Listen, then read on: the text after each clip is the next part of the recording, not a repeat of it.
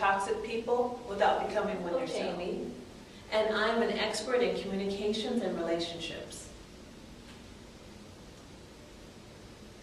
One of the tools that I use in helping people understand what is happening in their relationships and in their communication systems is I use animal-assisted therapy to help bring my clients to a new level of awareness of their own part in a dysfunctional or toxic communication.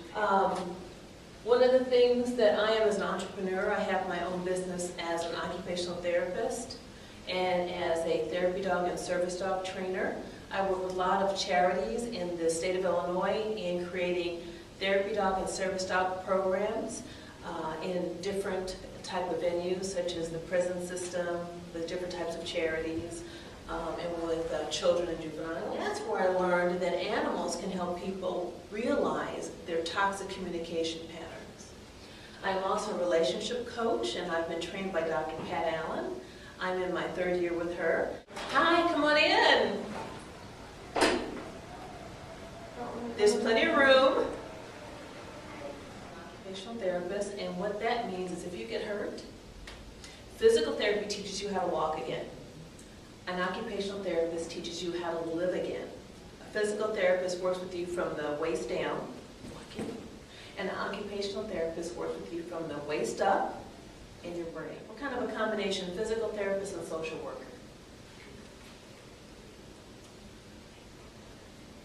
I'm also an equine assisted learning and coaching expert where I use horses and sometimes dogs to help people realize the toxic communications patterns that they have and that they're using in coaching. Because I really don't do therapy for coaching as the primary modality that I help people with, because coaching helped me, and I'll tell you my story in a second. With coaching, the emphasis is discovering a logical solution and in attaining specific goals and in increasing personal fulfillment for today and tomorrow. Especially psychotherapy really talks about sitting down and talking about what happened yesterday or when you were 6. In coaching, my interaction is designed to help a client, such as yourself, handle pain appropriately. Psychiatrists really don't want you to handle pain. Generally they say, okay, how are you feeling right now? I'm feeling painful, here's a pill. With coaching, and especially the method that I use, as far as I'm concerned, pain is an indication that change needs to happen either within you or within your life. Face the pain and push through it. And this class would teach you how to push through that pain that toxic people are putting on you in your life and moving them out of the way without you becoming toxic yourself. This is conversational. I'm just kind of talking about what I do as a coach. I assist the development of a plan of action, I create goals, and I assist you in moving forward. Because again, my whole emphasis is today and tomorrow. Can't do nothing about the past. You can go to a psychiatrist, get your drugs for that. And I focus on thoughts, positive actions in the here and now. My specialty is controlling your words, because your words control your thoughts, and your thoughts will control your body.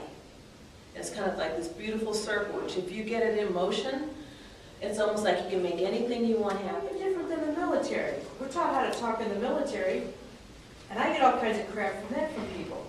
I love that. That is a fantastic And yet I'm expected to put up with this stuff because I got a lower rank when I left.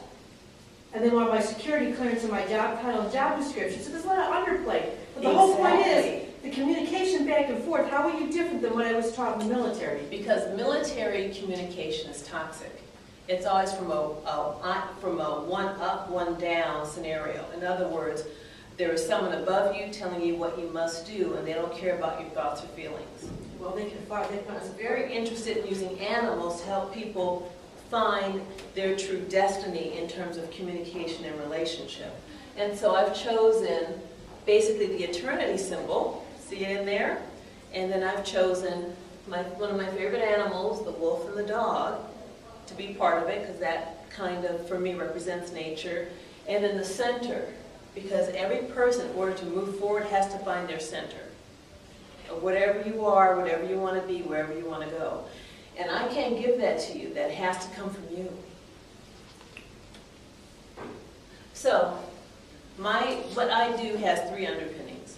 The first one is from Freud.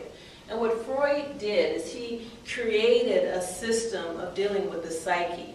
And we're not going to talk about his basic system, because I like his basic system. And what he did, he created a pyramid about how the mind works. And what he created was the superego. The superego is the last part of your mind that he says was created, and it has the least amount of power. The second part of your mind that was created was the ego, the I part. That has a medium amount of power. But the part of your brain and your psyche that's created the first is the id, and that has the most power because that's where your feelings and instincts are. So I like that kind of construct that he created. I also like the concept that he created where daddy affects daughter and mommy affects sons. Our mother and father are the first people that show us what love is, and they are also the one that give us the 5 curses. And the 5 curses create toxic people. Carl Jung. And what he did, he took the pyramid of Freud and he made a layer cake out of it. And he said, for everyone, there's a subconscious, unconscious, and conscious. And guess which part has the most power? Your subconscious. He also talked about the anima and animus, which is the soul of a man or the soul of a woman. He talked about yin-yang energy and synchronicity. And those are very powerful tools that I use in my practice. This is Eric Berne. And what he did, he took the pyramid of Freud and the layers of Carl Jung, and he lassoed them, and he rounded them up, and he put them in the OK corral. And he said, I don't care so much about superego, ego, id. I don't care about subconscious, unconscious, and conscious. What I care about is the parent, child, and adult. And in his theory, the parent was emotional, the child was emotional, but the adult was the rational, stoic part of our personality. Make sense? They're all talking about the same thing. Do you notice all 3s?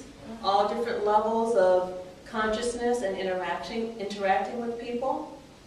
But they kind of arrange it in a different way.